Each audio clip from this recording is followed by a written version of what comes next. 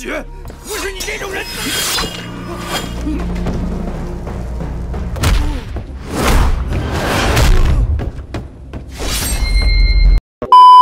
এই লোকটি দুটো লোহার শিক গরম করে এই ছেলেটিকে মেরে ফেলে। তারপরে লোকটি সেখানে থাকা সমস্ত ছেলের চোখের সামনে এই গরম শিক দুটি তুলে ধরে, যার ভয়ে সবাই এক এক করে পেছনের দিকে সরে যেতে থাকে।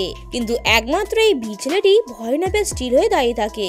যেটি পরের স্টেপে এই লোকটি সবার হাতে থাকা কাপের মধ্যে ফুটন্ত জল ঢালতে শুরু করে, যার ফলে সবার হাত থেকে কাপগুলি এক এক করে পড়ে যায়। কারণ এত গরম জল তাদের হাতে পড়ার কারণে সবার হাত পুরো লাল হয়ে যায়, শুধুমাত্র এই বীর ছেলেটি বাদে। সে এবারেও সেই কাপটিকে শক্তভাবেই ধরে রাখে। থার্ড স্টেপে এই লোকটি বলে, তোমাদের মধ্যে যে আমার শত্রুর মাথা কেটে আমার কাছে নিয়ে আসবে সেই আমার ধরম ছেলে হিসাবে ঘোষিত হবে।